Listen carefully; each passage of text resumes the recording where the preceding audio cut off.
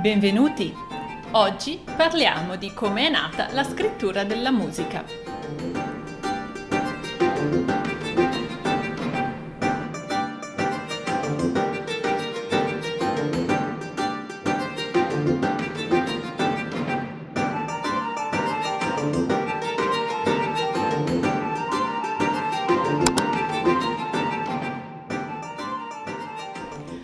Tutti sappiamo che la musica viene scritta, tutti abbiamo presente com'è la scrittura della musica, magari non tutti la sappiamo leggere, però insomma sappiamo tutti grosso modo come è fatta, le note, le chiavi, il tempo, eccetera.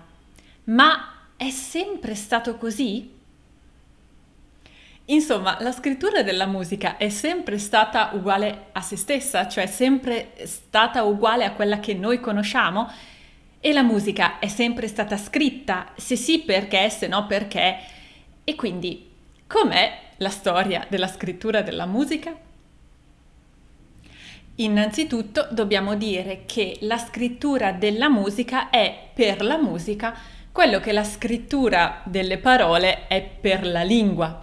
Quindi la musica viene scritta per essere letta, per essere suonata, anche se non la si è mai sentita o conosciuta prima, e questa è una cosa molto importante che vedremo subito nella storia della scrittura musicale.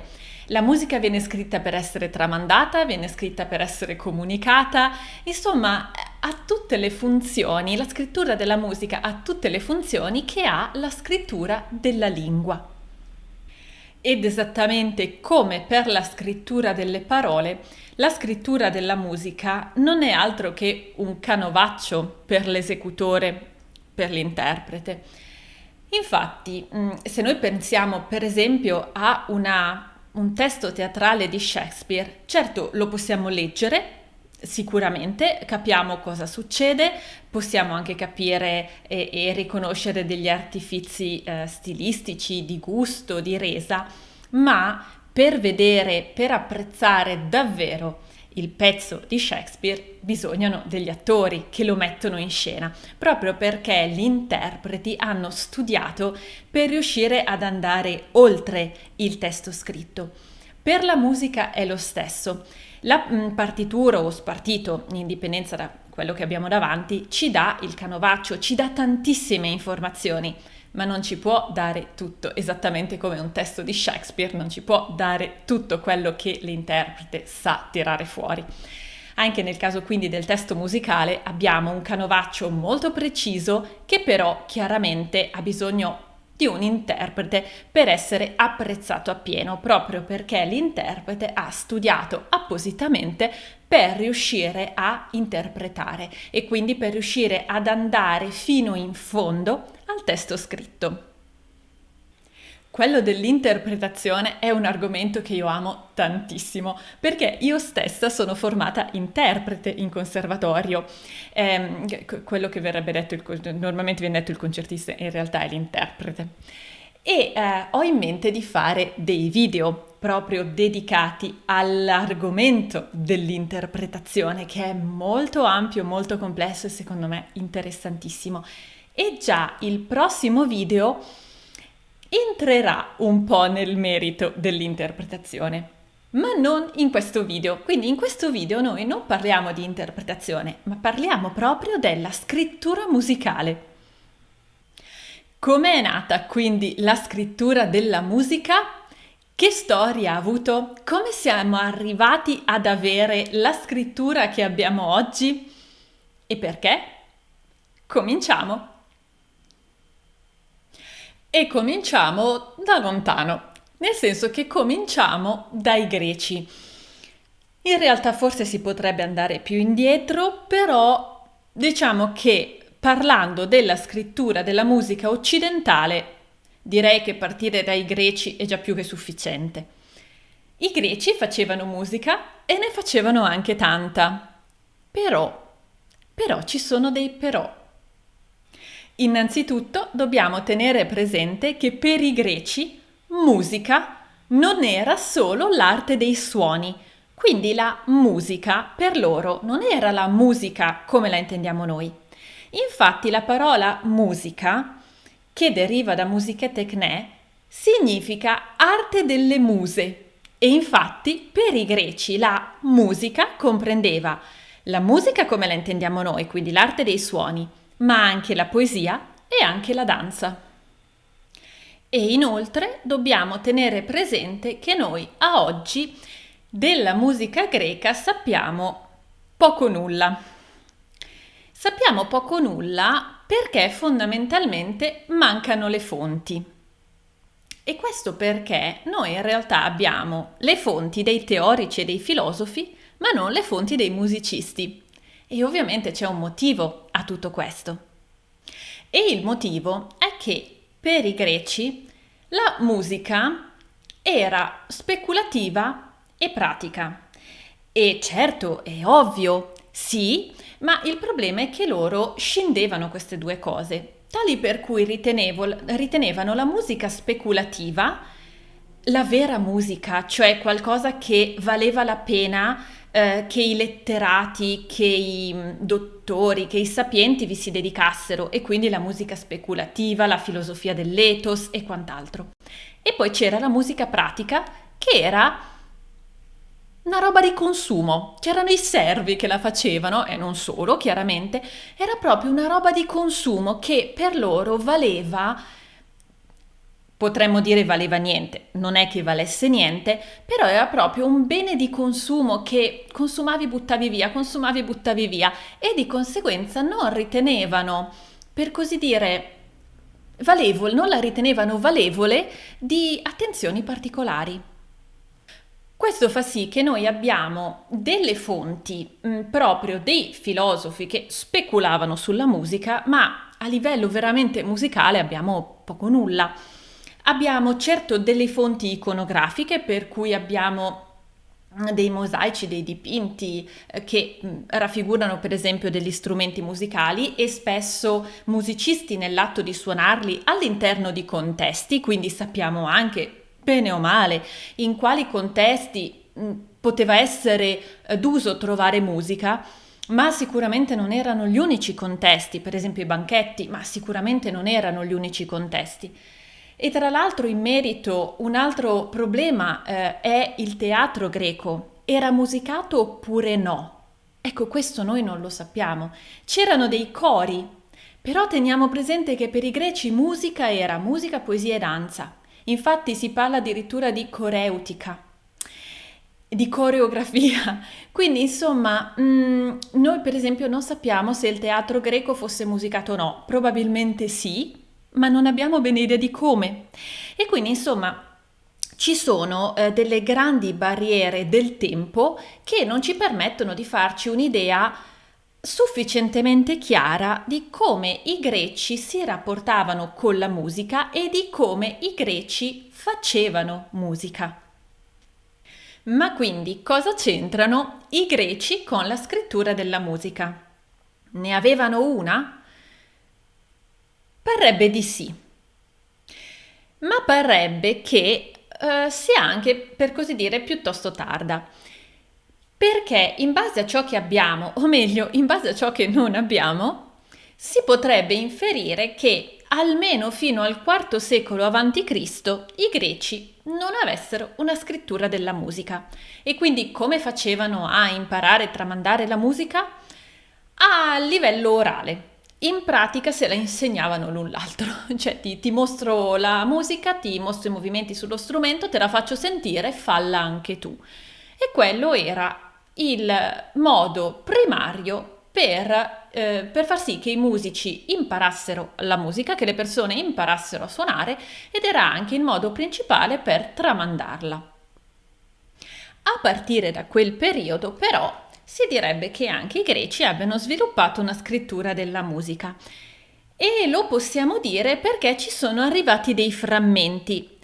Il punto è che sono davvero pochi, sono circa un paio di decine di frammenti, tutti incompleti, scritti su pietra o su papiro e di interpretazione piuttosto difficile. E sembrerebbe che questa musica scritta, e quindi in pratica anche questa scrittura musicale, non servisse come supporto teorico, come supporto filosofico e speculativo e nemmeno come patrimonio culturale da tramandare. Si direbbe che questi, tra virgolette, spartiti servissero solo come ausilio mnemonico per i musici, quindi di nuovo qualcosa di consumo che poi probabilmente veniva anche forse buttato via. In tutto questo però dobbiamo comunque ringraziare i teorici perché dopo tutto è grazie a loro che riusciamo a capirci qualcosa di questi frammenti. Infatti alcuni teorici hanno lasciato scritto qualcosa in merito alla decifrazione dei simboli di questa scrittura musicale e quindi non tantissimo, però insomma qualcosa siamo riusciti a capire proprio della scrittura e anche della melopea greca. E tra le altre cose abbiamo infatti capito che i greci avevano primariamente due tipi di scrittura musicale, una per la voce e una per gli strumenti. La scrittura musicale per la voce faceva uso dell'alfabeto greco maiuscolo, per la precisione dell'alfabeto attico, mentre la scrittura strumentale utilizzava dei segni derivati dall'alfabeto fenicio, anche modificati. E quindi abbiamo capito e sappiamo che la notazione musicale dei greci era di tipo alfabetico. E il ritmo? Del ritmo della musica greca non sappiamo praticamente nulla, però si suppone che la musica greca andasse a ritmo con le parole e quindi che facesse fede alla ritmica e al passo delle parole, quindi della metrica greca che si basava su un'alternanza di sillabe lunghe e di sillabe brevi. Infatti per la metrica greca si parla di metrica quantitativa a differenza di quella italiana che è accentuativa. Per un sacco di tempo, quindi, la musica è stata concepita come un bene di consumo, non come qualcosa che valeva la pena tramandare, non come qualcosa che valeva la pena studiare in senso elevato, a parte tutta quella parte di musica speculativa, quindi tutte le speculazioni, e in merito la musica era anche intesa insieme all'architettura, se abbiamo anche per esempio presente Platone, cosa diceva, era intesa come forma educativa. Anche l'argomento dell'ethos è un argomento interessantissimo. Però insomma la musica suonata era sostanzialmente un bene di consumo di cui apparentemente nessuno si preoccupava troppo. Se quindi per le altre arti la Grecia è il punto di riferimento del classicismo per quanto riguarda la cultura occidentale, non si può dire proprio la stessa cosa per quanto riguarda la musica. Quindi se per esempio soprattutto in architettura si guarda alla Grecia come punto di riferimento e poi anche in scultura, in musica no, perché fondamentalmente non abbiamo modo di farlo. Però c'è da dire che in realtà della cultura musicale greca molto è filtrato in Occidente. Infatti, per esempio, il sistema di toni e semitoni che oggi noi utilizziamo, non entro nel tecnico a spiegare, non preoccupatevi, non voglio, già questo video sarà troppo tecnico che io di solito cerco di mantenere l'intrattenimento. Già questo video mi fa paura perché temo che sarà un po' tanto tecnico e vorrei farlo il meno possibile, quindi non entro assolutamente ad annoiarvi, a spiegarvi cose proprio di settore che non interessano, insomma. Comunque, giusto per avere un'idea, il sistema di toni e semitoni che noi utilizziamo oggi potremmo dire che deriva da lì, circa, anche se non proprio, ma sicuramente il sistema tonale, per farla breve, le scale, le tonalità, è tutto un sistema grammaticale della musica occidentale, deriva in realtà da lì, dai modi greci. Quindi In realtà in Occidente è filtrata la cultura greca musicale e insieme a tutto questo è filtrata anche quella che era la loro scrittura musicale. Se ci spostiamo infatti nell'Europa occidentale, direi continentale, ma in realtà siamo molto molto in Italia, quindi siamo insomma in una penisola che con la Grecia ha avuto anche tanto a che fare. Comunque, se ci spostiamo da noi, tra virgolette, saltiamo anche nel Medioevo. E infatti nel Medioevo troviamo dei trattatisti. Per esempio, uno dei trattatisti più famosi del Medioevo è Severino Boezio, che era attivo tra il V e il VI secolo d.C. Quindi, in realtà, tra i greci e i nostri trattatisti, i nostri primi trattatisti medievali, è passato un sacco di tempo. Quindi in questo sacco di tempo le informazioni vengono perse, subiscono modifiche, sono vittime di errori, qualcuno si dimentica qualcosa. Quindi insomma va da sé che quello che è partito non è proprio quello che è arrivato. Però sappiamo che comunque qualcosa è filtrato e infatti vedremo che durante il Medioevo c'erano proprio dei trattatisti che appuntavano di musica utilizzando una notazione di tipo alfabetico, proprio come facevano i greci. Ma per quanto riguarda la musica pratica, perché alla fine c'è da dire che sarà quella che darà l'avvio alla vera scrittura della musica.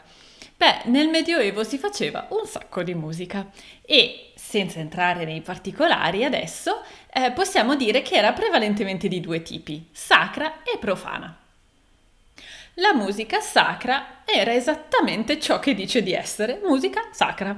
Quindi era la musica cantata durante le messe, durante le ricorrenze liturgiche, era la musica cantata nei monasteri, era la musica per pregare ed era la musica che aveva testi e argomenti sacri.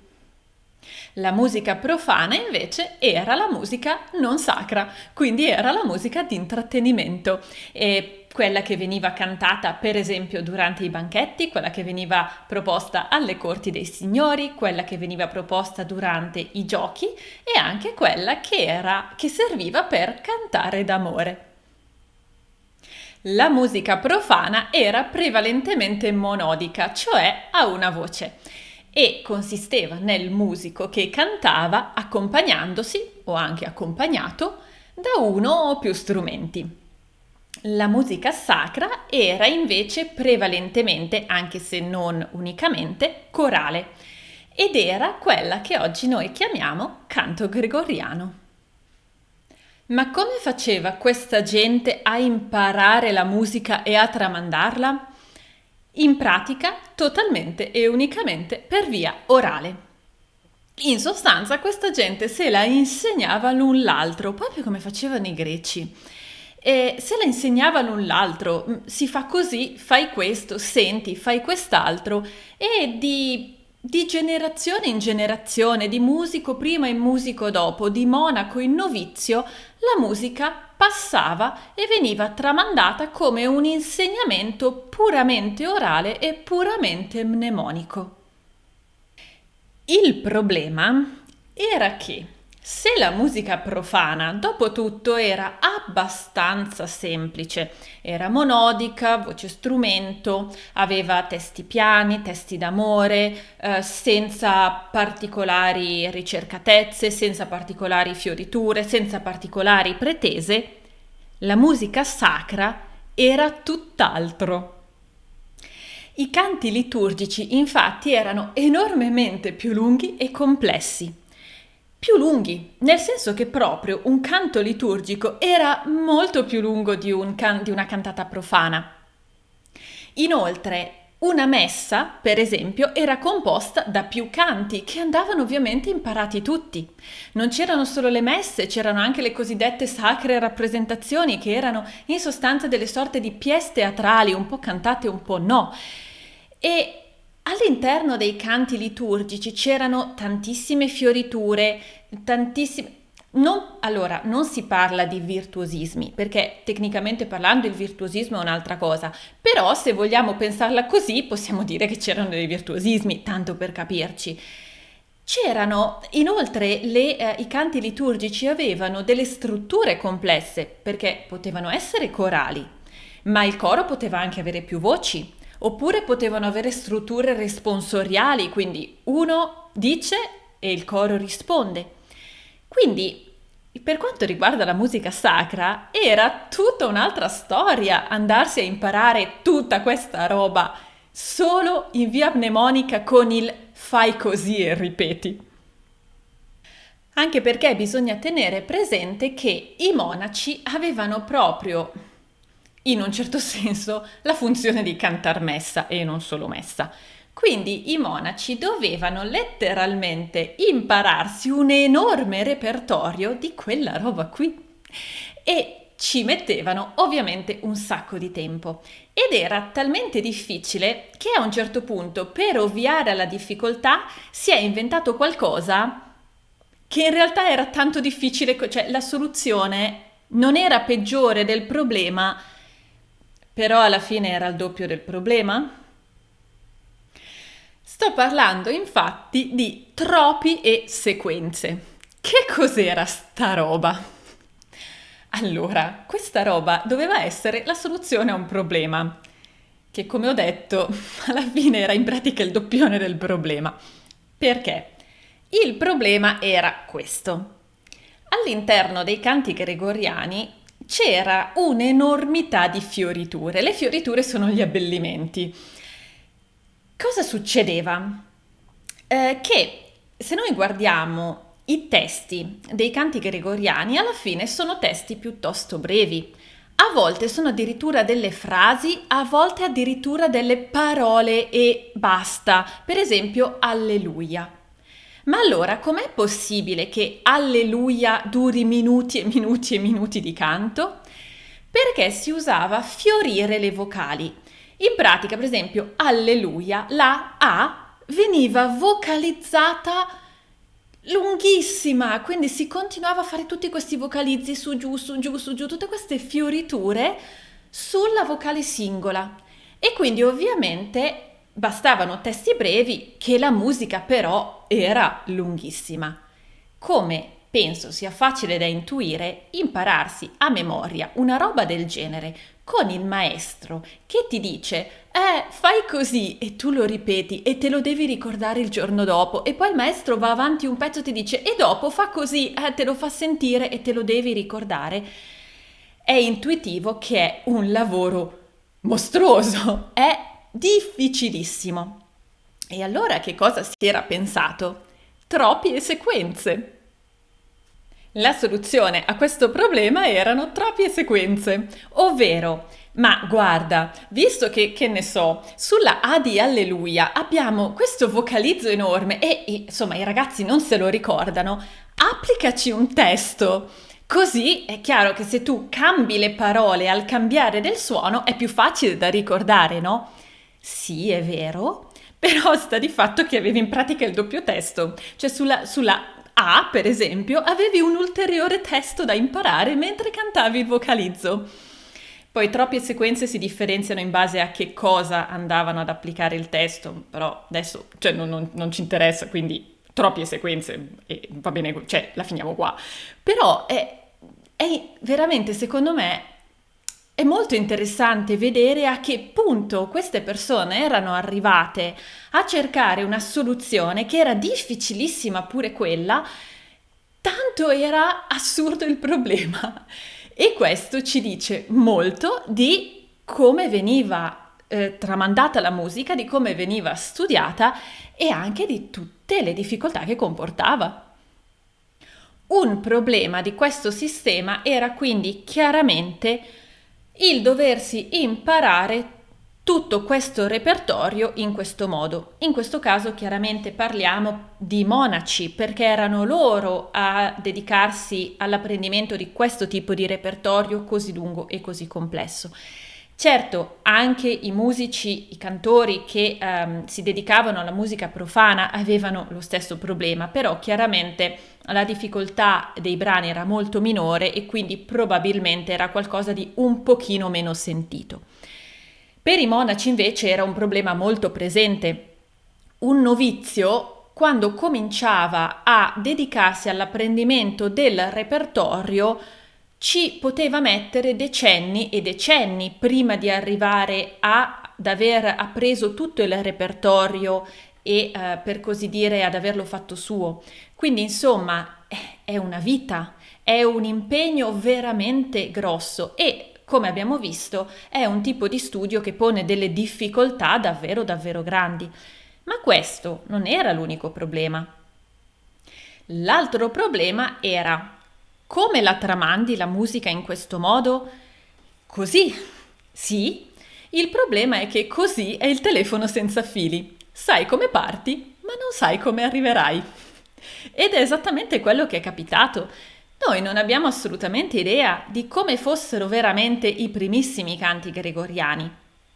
Perché non ci sono testimonianze scritte? Perché ovviamente non ci sono registrazioni.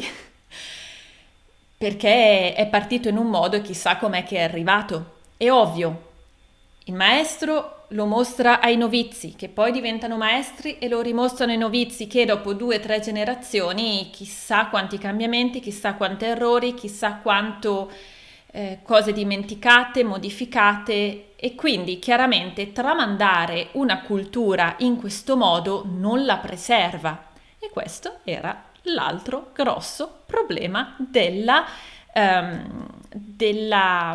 musica tramandata oralmente, musica tramandata e insegnata oralmente.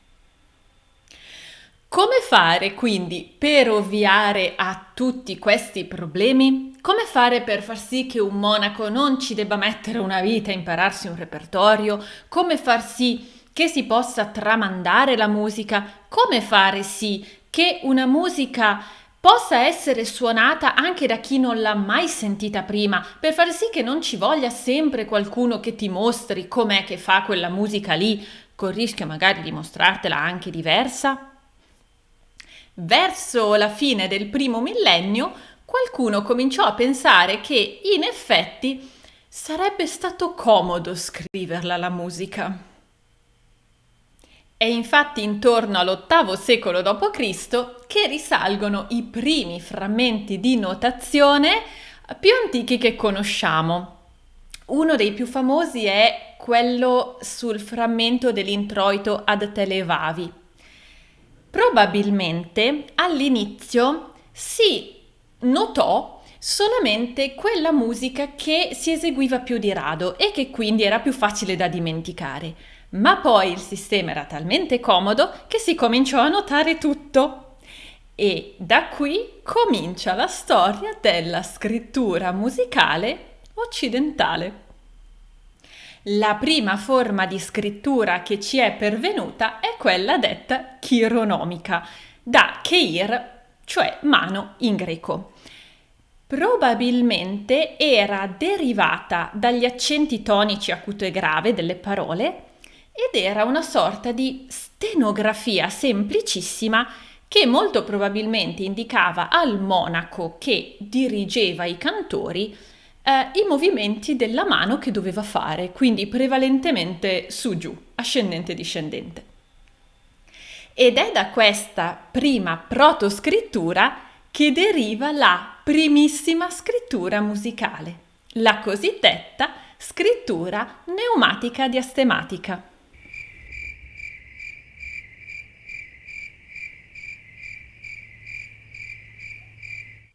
La locuzione pneumatica adiastematica è formata da 2 parole, pneumatica e adiastematica. Pneumatica significa, cioè pneumatica deriva da neuma e neuma significa segno.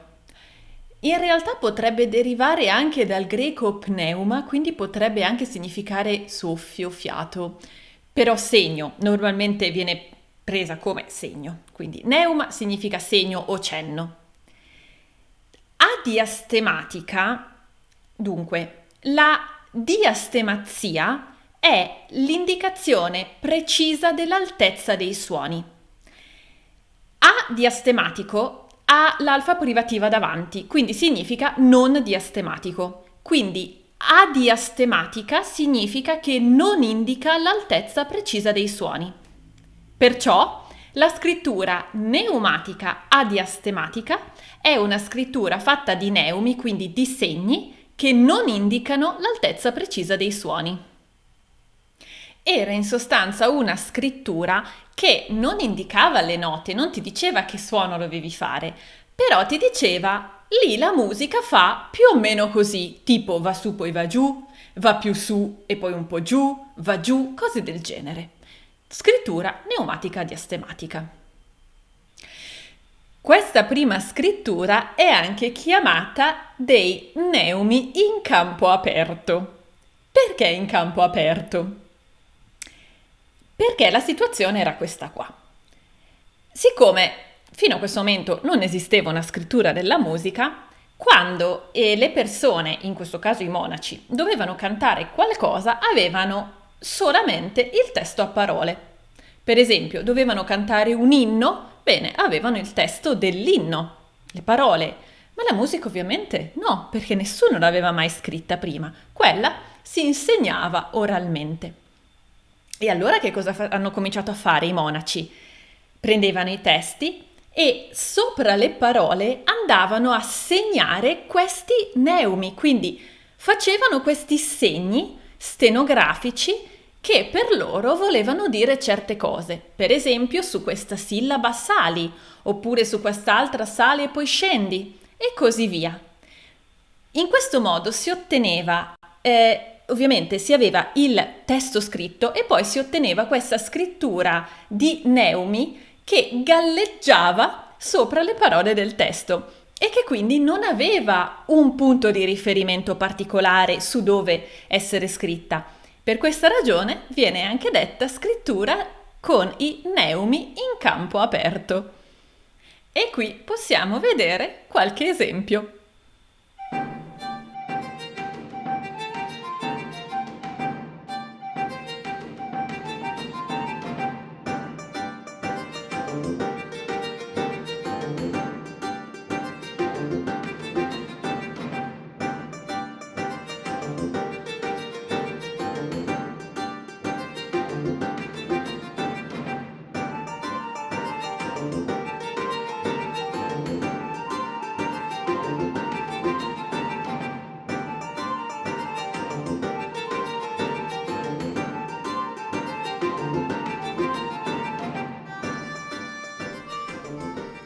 E le scritture neumatiche erano tante, non era una sola condivisa per tutti, non all'inizio almeno, perché all'epoca buona parte della cultura e sicuramente la cultura musicale religiosa risiedeva nei monasteri, che erano delle sorte di piccole cittadelle, di piccole realtà, di mondi a parte, che tra loro si comunicavano, ma non come potremmo pensare noi. Chiaramente all'epoca non c'era modo di comunicare come lo intendiamo noi, cioè profondamente e soprattutto in tempi ragionevolmente brevi.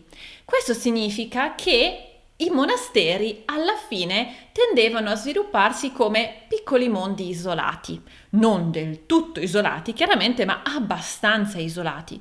E quindi ogni monastero aveva le sue regole, i suoi usi, le sue abitudini e anche la sua scrittura musicale, che era nata per mano dei monaci che vivevano proprio al suo interno. Questa scrittura, questa prima scrittura musicale, infatti, non si è sviluppata perché qualcuno dall'alto ha deciso che da oggi si fa così, ma si è sviluppata dal basso, dai monaci che, riscontrando un problema, hanno trovato una soluzione nel corso del tempo. Non sappiamo chi è stato il primo a pensarlo. Nel corso del tempo i monaci hanno sviluppato questa soluzione, questa prima scrittura musicale e sicuramente hanno comunicato tra di loro i vari monasteri, perché comunque le scritture neumatiche sono molto simili, non uguali, non è la stessa, però sono molto simili, quindi significa che comunque si saranno parlati. però è un'innovazione che parte dal basso, che a un certo punto comincia e viene fuori dal basso. E quindi si ottengono alla fine un bel po' di scritture pneumatiche, come detto, tutte molto simili tra loro, ma anche tutte piuttosto diverse. In questa tabella, per esempio, possiamo vedere una dozzina di notazioni pneumatiche dell'epoca a confronto. Come si può vedere molto bene, la logica è la stessa per tutte, ma la lingua, per così dire, no. Quindi i segni in sé, propriamente, cambiano. Perciò una stessa cosa è detta in modi diversi, con segni diversi. Finalmente, insomma, abbiamo una prima scrittura della musica. Finalmente, proprio tutto a memoria, non dobbiamo mandare. Si va avanti così per un po', fino a quando, a un certo punto, qualcuno comincia a dirsi: ma non è che magari se metto un punto di riferimento per l'altezza del suono va ancora meglio? Come detto finora, infatti, la scrittura era adiastematica, cioè non indicava l'altezza precisa dei suoni, quindi, per esempio, vai su poi vai giù, benissimo, meglio che niente, ma su e giù quanto? Ma soprattutto perché il quanto a volte nei neumi era indicato, quindi magari sali di 2, sali di 3, in un certo senso poteva anche essere indicato, non sempre, ma ci si poteva arrivare. Ma il vero problema era su da dove? Giù da dove? Ecco, mancava il riferimento, proprio perché la scrittura era adiastematica. E allora, a un certo punto, qualcuno pensa che forse, mettendo un punto di riferimento, le cose sarebbero potute essere ancora più chiari e ancora più semplici. E il primo punto di riferimento fu una linea. Qualcuno poco prima dell'anno 1000 ha l'idea geniale, l'idea del secolo. Traccia una riga. Quindi, prima avevamo il testo scritto a parole e sopra i neumi in campo aperto. Adesso qualcuno traccia una riga e dice: quella riga lì è il suono tot.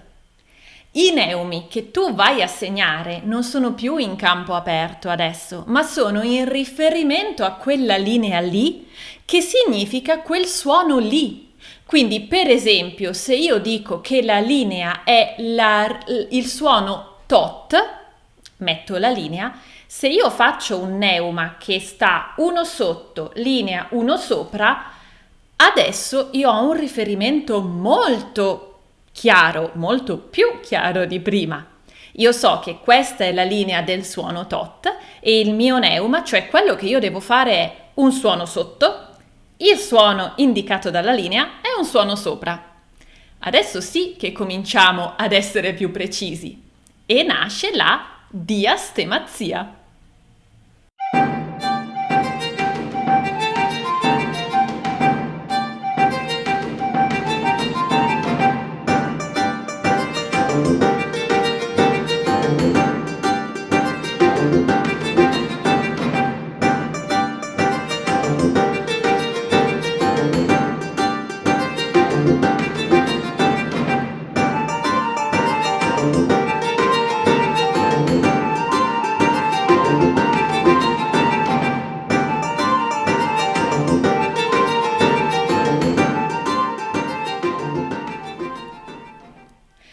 Una cosa importante che dobbiamo tenere presente è che all'epoca non esisteva una codifica precisa dell'altezza dei suoni e soprattutto non ce n'era una condivisa.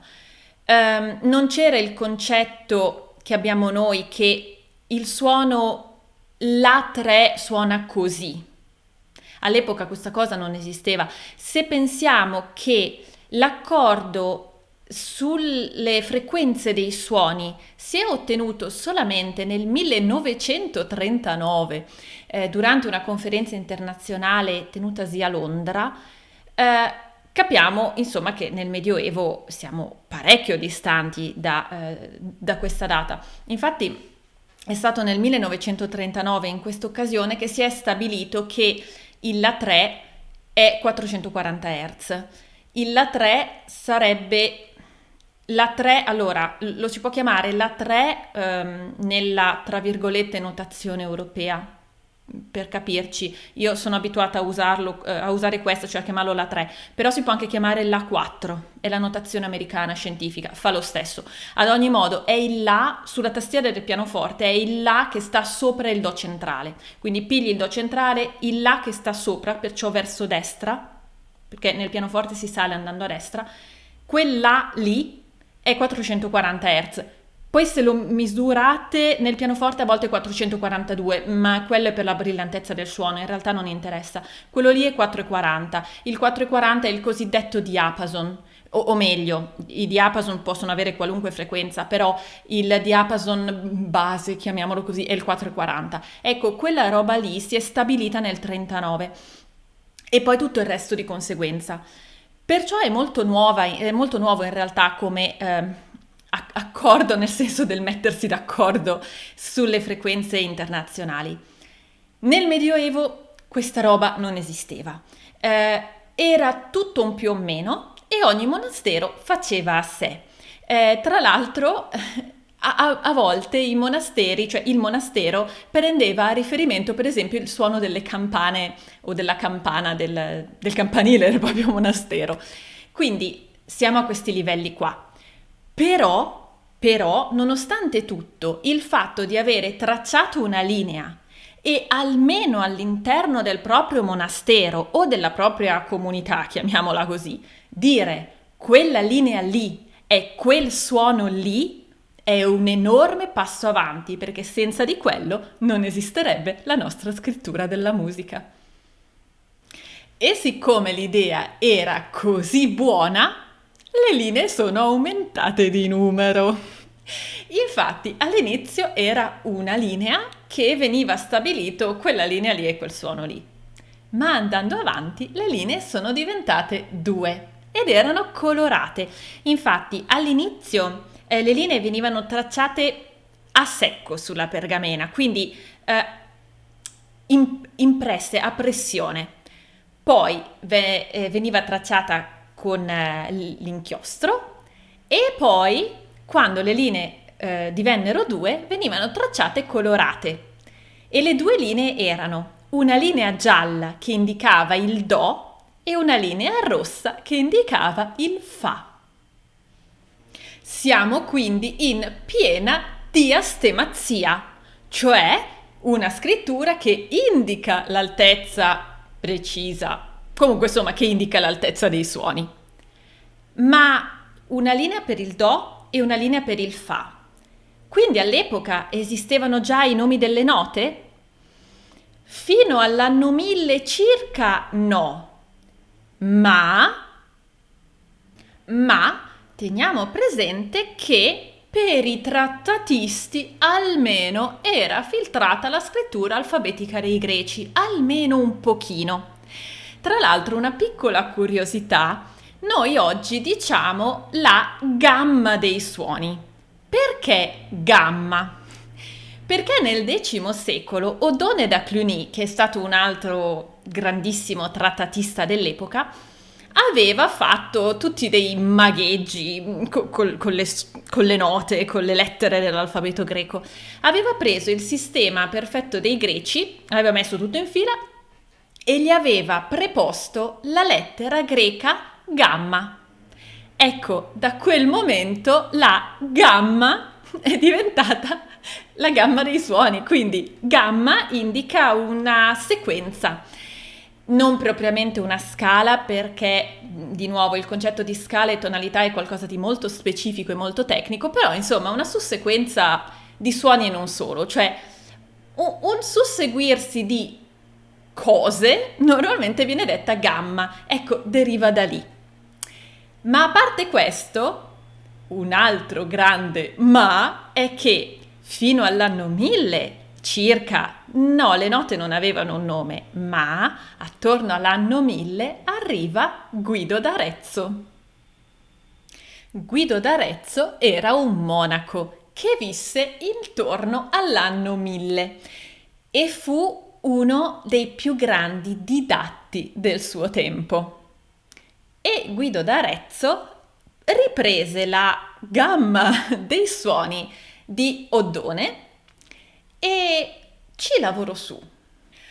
Guido infatti aveva contribuito a definire la notazione neumatica e quella alfabetica, però non gli bastavano perché era convinto, voleva escogitare un sistema migliore che aiutasse i cantori a imparare il loro repertorio in modo più facile, più rapido e anche più preciso. Poco fa abbiamo parlato di troppi e sequenze, quella fantastica soluzione che prevedeva di applicare un testo a un vocalizzo così te lo ricordi meglio. Questo tipo di intervento, questo tipo di soluzione ha un fondamento, perché effettivamente è vero, cioè cantare una serie di suoni tutti solo vocalizzati, quindi per esempio prendere una A e fare un lungo vocalizzo tutto solo con la A, cambiando il suono ma dicendo sempre A, è molto più difficile da ricordare rispetto all'avere un testo che cambia suono al cambiare delle sillabe e delle parole. Quindi di per sé il concetto dei troppi e delle sequenze è corretto. In quel caso però era una sorta di aumento di difficoltà, ti facilitava in un senso, però insomma avevi più da studiare nell'altro senso. Ma Guido ragionò proprio su questo fatto. Se io applico un testo a dei suoni è più facile, ma ancora di più ha fatto un passo avanti. Se io applico sempre lo stesso testo a sempre lo stesso suono, forse a quel punto è davvero ancora più facile. Questa idea non è nient'altro che dire a suono uguale corrisponde nome uguale. In pratica, questa idea equivale a dire bisogna dare un nome ai suoni. Apro una piccola parentesi. Verrebbe da dire, complimenti per la scoperta. In realtà, complimenti davvero, non in modo ironico, perché è il discorso di poco fa, è il discorso di prima.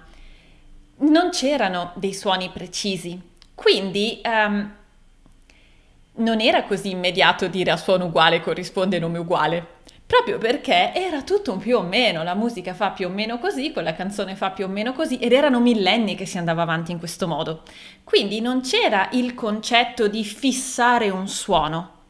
E tra l'altro dai greci e poi anche andando avanti nel Medioevo, è vero che il nostro sistema deriva in un certo senso da lì, anzi per il Medioevo deriva pienamente da lì, c'è filtrato anche qualcosa dai greci, però dobbiamo pensare che il sistema dell'epoca non era preciso e codificato matematicamente come il nostro, per noi un semitono e soprattutto è un semitono del temperamento equabile. Ora, ripeto, per carità non entro nei tecnicismi, non vi annoio assolutamente, però solo per tenere presente che già noi facciamo fede a un sistema matematico preciso e al temperamento equabile, ma non è affatto sempre stato così, anzi, e all'epoca, per nulla proprio, quindi c'erano anche quelli che potremmo dire quarti di tono, ancora un po' di meno, ancora un po' di più, quindi davvero non era così ovvio dire a suono uguale corrisponde nome uguale, perciò Guido, o chi per esso, perché chiaramente a noi è passato Guido d'Arezzo, ma anche se sicuramente lui è stato un grandissimo didatta e comunque una grande parte del lavoro è davvero sua, probabilmente non è l'inventore dal nulla, sicuramente anche lì dal basso cominciava a sorgere qualche tipo di innovazione. Quindi diciamo Guido d'Arezzo e chi per lui hanno fatto davvero un enorme passo avanti, quindi comunque hanno fatto davvero hanno fatto qualcosa che ha fatto fare un balzo in avanti alla scrittura della musica. Insomma, Guido d'Arezzo che ha fatto? Ha detto, qua ci vuole un sistema di riferimento e ha preso un inno a San Giovanni. Perché a San Giovanni? Perché era il protettore dei cantori e in particolare questo inno era molto conosciuto. Quindi Guido d'Arezzo prende questo inno, in realtà prende la prima strofa di questo inno che aveva una particolarità.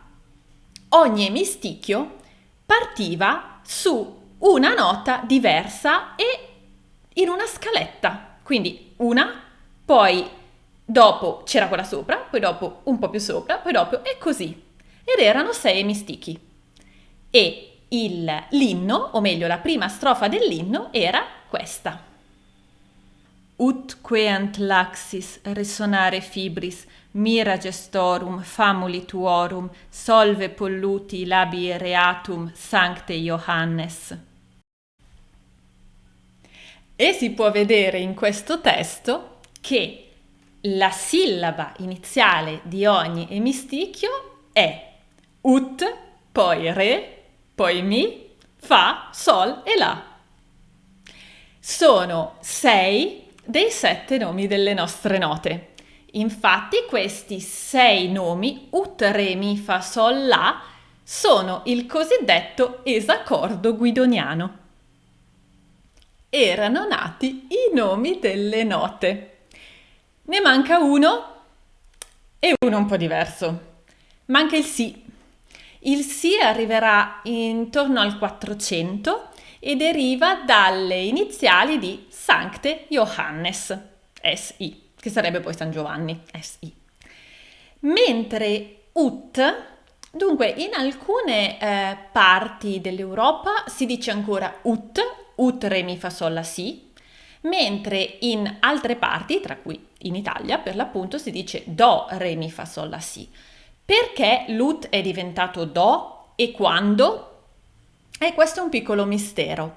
Parrebbe che ut sia diventato do intorno al XVII secolo, però non è preciso, cioè non si è ben sicuri. La leggenda dice che il teorico della musica Giovan Battista Doni abbia preso il do di Doni, cioè la prima sillaba del suo cognome, e abbia chiamato l'ut do. Però per l'appunto è una leggenda, perché in realtà pare che ut venisse chiamato do ben prima di Giovan Battista Doni. Quindi è un piccolo mistero quando e come ut è diventato do, e il quando per l'appunto, ma anche il come, o meglio il perché. Perché ut è stato cambiato in do non si sa. La mia personalissima opinione, però attenzione, è la mia opinione, non è la verità, è che secondo me ut sia stato cambiato in do per una questione di fonazione nel canto. Cioè quando si canta sulle vocali. Ora, è vero che certo, a quest'epoca ancora non esisteva veramente il canto lirico come lo intendiamo noi, però nel 400-500 arriva il primo melodramma. Si canta sulle vocali. Le consonanti sono una sorta di catena di trasmissione tra le vocali. E cantare, vocalizzare do, quindi mettendo prima la consonante in attacco e poi la vocale che rimane libera da vocalizzare, è molto più semplice tecnicamente che fare il rovescio, quindi che vocalizzare una vocale e poi dover chiudere il fiato in consonante. Questa però è un'idea che ho detto, che mi sono fatta io, che secondo me potrebbe anche essere per quello che abbiano scelto una sillaba che finisca in vocale. Infatti tutte le note finiscono in vocale. Il sol no, però la L effettivamente non è una consonante difficile. Quindi ut ha un suono molto duro, ha un suono molto spinto sul palato. Do è molto più semplice a livello canoro. Ma ripeto, questa è una mia idea personalissima che mi sono fatta io, che potrebbe magari forse essere così. In realtà non si sa né quando, né come, né perché ut sia diventato do. Però tant'è.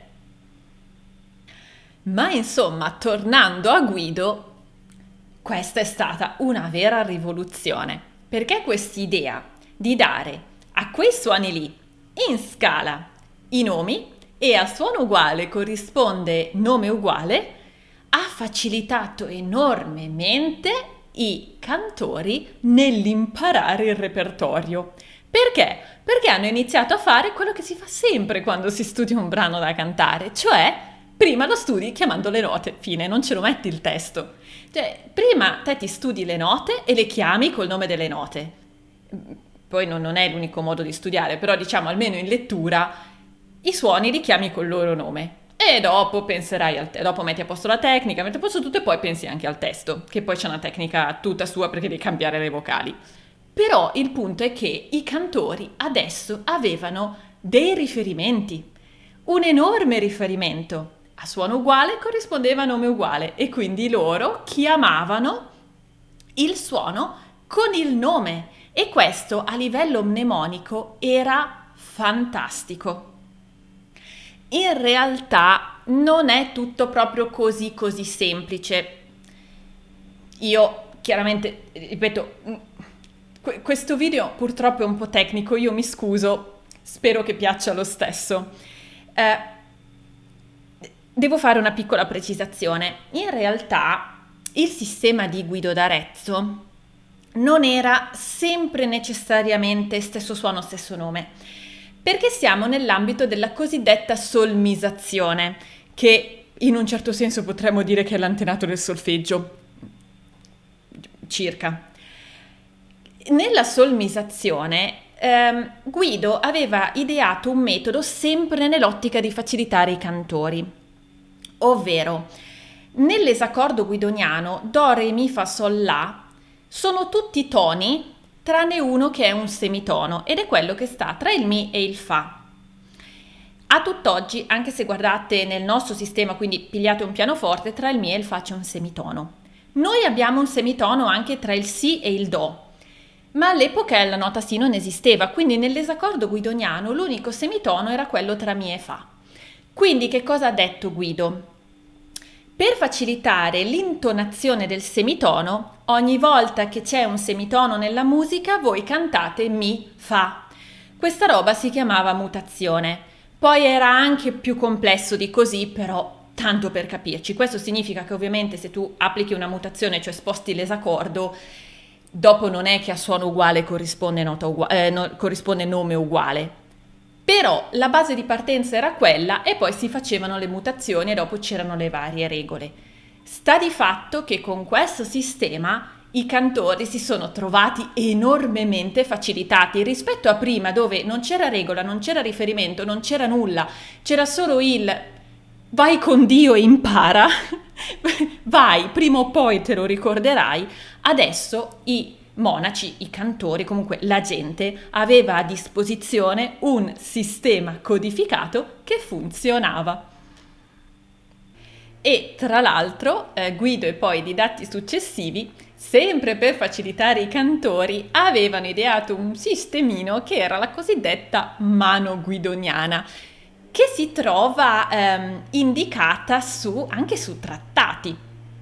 E nella mano guidoniana venivano utilizzate le falangi, tutte e tre le falangi di ogni dito, per ricordarsi che cosa il cantore doveva cantare. Quindi mentre si cantava, anche per facilitare il sistema delle mutazioni, il cantore puntava le falangi a seconda di quello che doveva fare e anche questo è stato un ottimo aiuto per i cantori. Quindi mettiamo insieme il fatto che Guido aveva inventato questo sistema fantastico, il fatto che le note, è vero, non c'era una codifica internazionale degli hertz come l'abbiamo noi, però insomma le note non possiamo dire che si erano stabilizzate, però erano sicuramente più precise di prima rispetto a più o meno sale. Ecco, quindi insomma diciamo che in un certo senso, molto alla larga, possiamo dire che i suoni si stavano stabilizzando. E uniamo anche il fatto che qualcuno all'inizio aveva tracciato una riga e poi ne aveva tracciate due per darsi dei riferimenti nella scrittura e cominciamo a capire che il sistema musicale diventa sempre più vicino a quello moderno. E il sistema diventa sempre più vicino a quello moderno ancora con l'aumentare delle linee. Le famose linee, che siamo partiti dai neumi in campo aperto, cioè i segnini sopra il testo, poi metti una riga, poi ne metti 2. Adesso ne metti 3 e poi ne metti 4.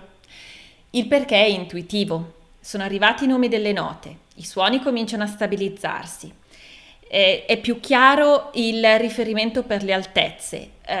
Non siamo più al beh dai più o meno sale, più o meno scende. Non è più questo. E quindi una linea non basta più, neanche 2 non bastano più, se poi sono indipendenti le une dalle altre, figurarsi. Serve un sistema che dia dei riferimenti più precisi e più discretizzati.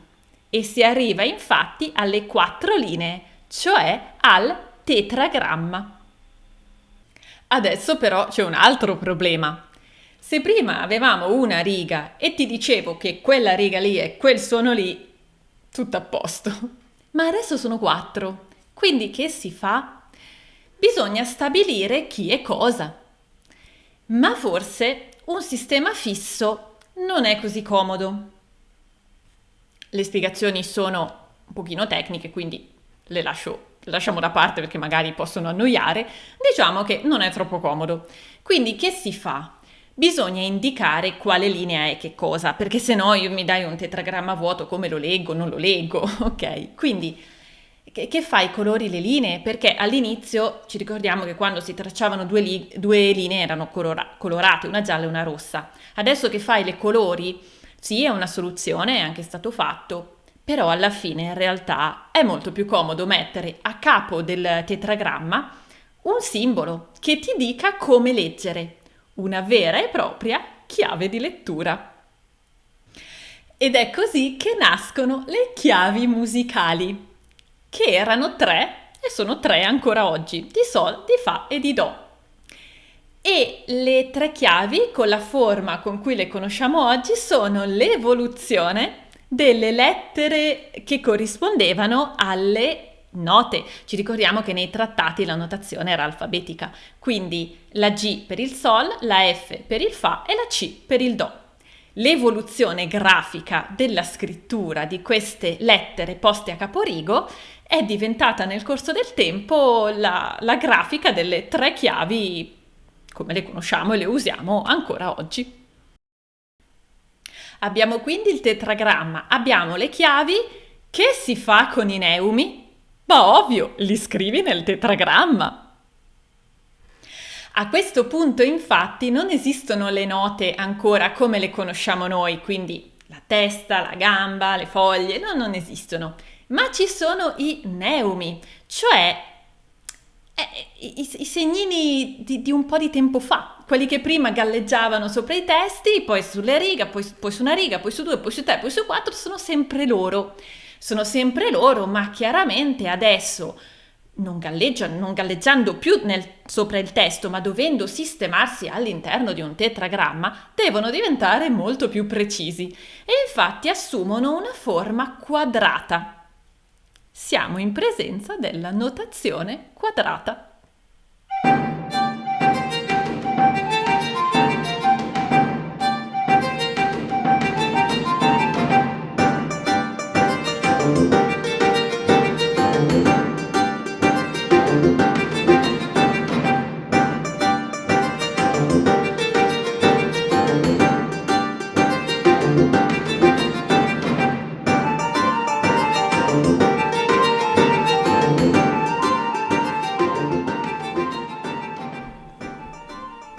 E con i neumi quadrati si ha una vera diastemazia, perché chiaramente quello che all'inizio era un voletto stenografico che diceva per esempio vai su e poi vai giù, adesso è un sistemino di quadratini, magari anche collegati tra loro, in dipendenza di che cosa vuole dire quel neuma, che si sistema esattamente dentro gli spazi o sulle righe e di conseguenza dice esattamente, diciamo così, qual è l'altezza di quel suono. Quindi abbiamo una vera diastemazia e questo sistema è talmente bello che si arriva intorno all'undicesimo secolo a una sorta di unificazione della scrittura.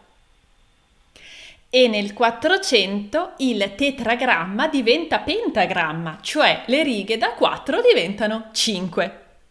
Prima 4, poi 5 come le dita di una mano. E parrebbe che sia opera del teorico Ugolino da Forlì. A questo punto abbiamo il pentagramma, le chiavi e le note, perché infatti man mano i neumi diventano note. E la cosa curiosa da vedere è che le prime note sono quadrate, anzi sono romboidali molto spesso, proprio perché derivano dai neumi che erano quadrati, quindi se si vedono le partiture del 400, del Rinascimento, le note sono romboidali.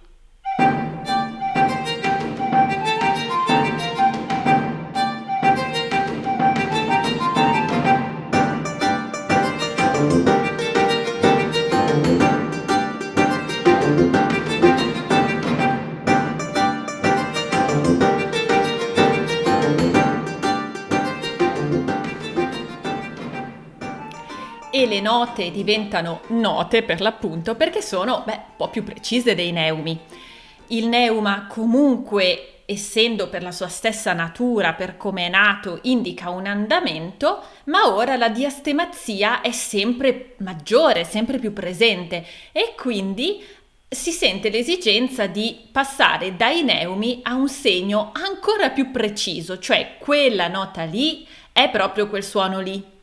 E infatti arrivano le note, che come possiamo vedere sulle partiture hanno forma di rombo, come abbiamo detto, come si può vedere, ma sono alcune bianche, alcune nere.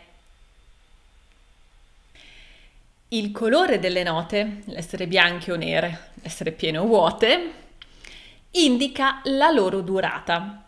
Infatti, in tutta questa storia non abbiamo veramente parlato, se non all'inizio nei greci quando abbiamo accennato, non abbiamo veramente parlato di sì, ma quanto durano sti suoni? Nel senso che fai quel suono lì, ah, che bello, adesso ha un nome, adesso ha l'altezza, sì, ma quanto dura?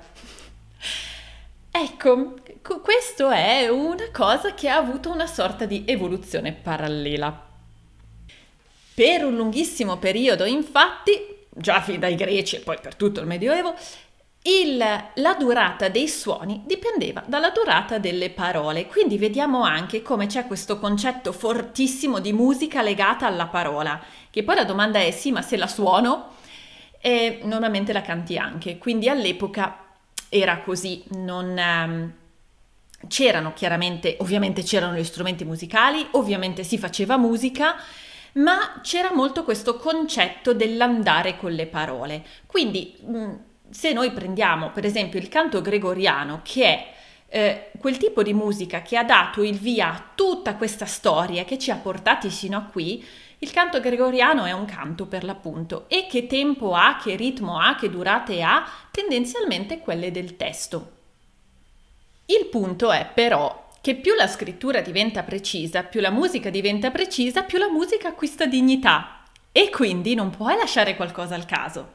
E in questo modo anche la musica strumentale comincia ad acquisire dignità. Non puoi lasciare le cose al caso, quindi ti ho detto come si chiamano le note, ti ho detto che altezza le devi fare, ti ho detto come suona, sei in grado di leggere e devi anche capire quanto lo fai durare, perché sennò c'è qualcosa che non funziona. E allora arriva l'evoluzione, per così dire, della scrittura dei valori delle note. Siccome la musica era sempre andata di pari passo con le parole, quindi i suoni duravano tanto quanto duravano le parole, le sillabe, le vocali, insomma tanto quanto le si voleva anche far durare, ovviamente da questo concetto c'è la strada tracciata e quindi la prima evoluzione è proprio su questa linea. Siamo alla scuola di Notre Dame quando vengono presi due dei neumi principali, diciamo, la virga e il punctum. E viene stabilito che questi neumi indicano anche una durata. Si stabilisce che sulla logica delle sillabe greche, che erano o più lunghe o più brevi, la virga e il punctum avranno la stessa logica. La virga è più lunga e il punctum è più breve. E all'incirca la virga dura circa il doppio del punctum. A questo punto, stabilito questo, la virga e il punctum venivano combinati in vari modi. E questi vari modi in cui venivano combinati avevano la stessa logica dei piedi della metrica greca, ma venivano chiamati modi ritmici. Siamo in presenza della prima codifica ritmica della musica, del primo concetto di durata. Abbiamo una virga, che era cosiddetta longa, e il punctum, che era cosiddetta brevis. La longa era circa il doppio della brevis. Quindi le combinavano in vari modi e i gruppetti potevano essere da 2 oppure da 3. Per esempio, prendendo una longa e una brevis, si otteneva il modo ritmico trocaico. Ad ogni modo è un gruppo da 2, una longa e una brevis. Se invece fai longa, brevis, brevis, avevi il dattilico ed era un gruppo da 3. Quindi c'erano queste varie combinazioni dove pigliavi la longa e la brevis, ci facevi le varie combinazioni e potevi avere gruppi da 2 o gruppi da 3. E i modi ritmici principali erano 6. E considerato il fervore religioso dell'epoca, ma soprattutto considerato che questa teoria musicale che si andava sviluppando si sviluppava all'interno del mondo ecclesiastico e dei monasteri, non è, è intuitivo capire il perché i modi a gruppi di 3 venivano detti perfetti, perché rimandavano alla Trinità, mentre i gruppi da 2 venivano detti imperfetti. A questo punto abbiamo una longa e una brevis, la longa che vale il doppio della brevis. Ti fermi qui? Ma va, adesso ci divertiamo! Quindi nel 1260 Francone da Cologna, un altro grande trattatista, nel suo Ars Cantus Mensurabilis inserisce la duplex longa e la semi brevis, che sono esattamente quello che dicono di essere. La longa, la duplex longa è 2 volte la longa brevis, la semi brevis è metà della brevis. E adesso abbiamo 4 valori. Quindi abbiamo sempre questo concetto del per 2 diviso 2, che è poi il concetto che sta alla base in buona sostanza anche della musica di oggi. Però ci sono i tempi binari e quelli ternari. Infatti dobbiamo ricordare che avevamo i gruppi da 2 e i gruppi da 3, perché quelli da 2 sono imperfetti, quelli da 3 sono perfetti.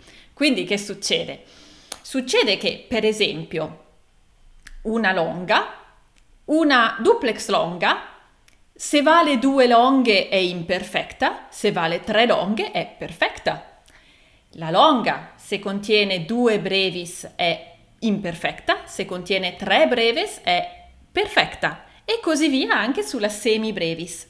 E quindi si cominciano a formare, per così dire, 2 rami di questo albero. Uno che divide sempre per 2, o che comunque ragiona, divide o moltiplica, quindi uno che ragiona sempre per 2 e uno che ragiona sempre per 3, l'imperfetto e il perfetto. E dopo la semi brevis arriva la minima e poi la semiminima.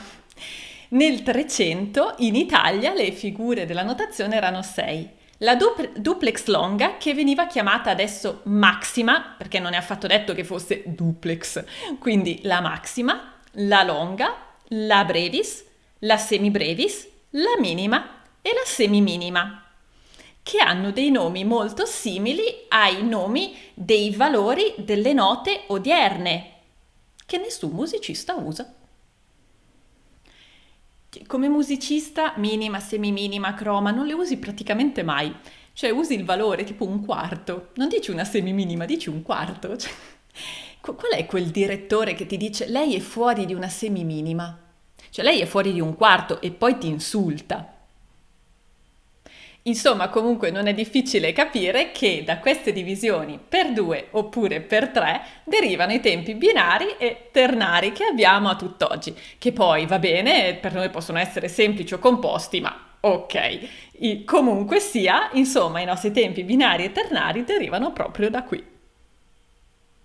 E nei trattati dell'epoca le suddivisioni della longa, della brevis e della semibrevis prendevano il nome di modus, tempus e prolatio, e infatti le varie suddivisioni prendono poi il nome di prolazioni. E questo è lo schemino delle prolazioni. E una piccola curiosità: Oggi in partitura il tempo è indicato con delle frazioni a capobrano o comunque ogni volta che cambia appunto la suddivisione ritmica. Sono delle frazioni un po' particolari che non vanno veramente lette come frazioni matematiche, però adesso questo non ci interessa. La cosa che ci interessa è che il 4 quarti molte volte è indicato come C, mentre e poi il 2 metà è una C tagliata. Perché C? Perché deriva da qui, nel senso che all'epoca avevamo le prolazioni perfette, che erano quelle che ragionavano in tre, che erano indicate con un cerchio, spesso con un punto nel centro, quindi la perfezione di Dio, un cerchio. Mentre invece le prolazioni che ragionavano per due venivano indicate in quanto imperfette con mezzo cerchio, una C. Vediamo come si vede in telecamera, si dovrebbe vedere così, non sono sicura. Comunque una C. Ecco, il 4 quarti è il tempo binario per eccellenza e viene quindi indicato ancora tutt'oggi in memoria delle prolazioni con C, che sarebbe il mezzo cerchio. E quindi intorno al 400 abbiamo tutto quello che ci serve: il pentagramma, le chiavi, le note, che man mano diventano sempre più rotonde, e il tempo. E abbiamo anche le alterazioni e tutto qua, no, se no non la finivamo più. Abbiamo tutto, abbiamo tutto e quindi abbiamo una scrittura che è pronta per diventare nel corso del tempo sempre più simile alla grafia della scrittura musicale odierna. E ancora oggi permangono due modi di chiamare le note, uno alfabetico e uno sillabico. Quello alfabetico è in effetti quello più antico, che viene usato prevalentemente nei paesi anglosassoni, mentre quello sillabico è quello di Guido, è un po' più nuovo perché risale al Medioevo ed è utilizzato più nei paesi di lingua latina, insomma tutto il bacino che deriva dai latini e dai greci. I greci che avevano, è vero, la notazione alfabetica, ma che poi, insomma, tutta la storia l'abbiamo vista. E il sistema sillabico viene in realtà utilizzato anche nei paesi in cui è in uso il sistema alfabetico, proprio perché permette di fare delle cose che il sistema alfabetico non permette. E siamo arrivati ad avere una scrittura della musica, che è per la musica quello che la scrittura delle parole è per la lingua. Quindi, così come nella lingua abbiamo la scrittura che ci indica le lettere, le parole, gli accenti, i significati, nella musica non abbiamo dei significati specifici perché è una comunicazione, è un'arte a semantica, però d'accordo, ogni comunicazione, ogni arte è insomma ha le sue caratteristiche. Quindi come nel testo scritto abbiamo tutte queste indicazioni che ci dicono come leggere quelle parole, così nel testo musicale abbiamo tutte le indicazioni che ci dicono come leggere quella musica, anche se non l'abbiamo mai sentita prima. Non abbiamo più bisogno di qualcuno che ci dica "ah, fa così". Fallo anche tu. Possiamo prendere un testo e leggerlo. Infatti abbiamo le note con le altezze, i valori, le durate, le sovrapposizioni delle linee, abbiamo alterazioni, legature, agogica, dinamica, abbiamo un sacco di cose. E quindi abbiamo un vero e proprio testo musicale, che così come per il testo delle parole, però ha bisogno in effetti di un interprete. Proprio perché l'interprete ha studiato per andare a fondo nel testo e quindi per estrarne la vera comunicazione. Infatti interpretare non significa avere libertà totale. Interpretare non significa fare ciò che si vuole o cambiare totalmente ciò che l'autore ha scritto. Interpretare significa far passare al meglio quella comunicazione lì, riuscendo ad adattarla anche alla persona, alle persone e al periodo in cui viene agita. Insomma, l'idea e l'obiettivo dell'interprete è quello di rendere al meglio la comunicazione. Però questa è tutta un'altra storia.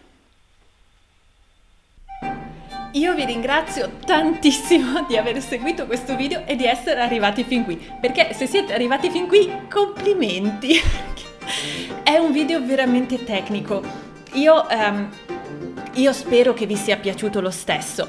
Solitamente non faccio video di questo tipo, questo non lo so, mi piaceva l'idea di farlo, quindi spero che sia piaciuto anche a voi. Forse sono anche riuscita a farlo un pochino più corto del solito, così magari risulta un pochino meno pesante. E insomma era un po' pieno di tecnichese, però purtroppo non sono riuscita a far di meno, perché altrimenti non sarei riuscita a spiegare alcune cose che insomma servivano per capire un po' tutta l'evoluzione di questa storia. Quindi io vi ringrazio tantissimo se siete arrivati fino a qui, se avete resistito fino a qui, e spero tanto che questo video vi sia piaciuto. Se vi è piaciuto fatemelo sapere lasciandomi un like e fatemelo sapere anche lasciandomi un commento, che mi fa sempre molto piacere e cerco sempre di rispondere a tutti. E se ritenete che questo video possa essere utile a qualcuno, ovviamente condividetelo. Infine, se il mio canale vi piace, iscrivetevi così non vi perderete i prossimi video. Io vi ringrazio ancora e noi ci vediamo al prossimo video. Ciao!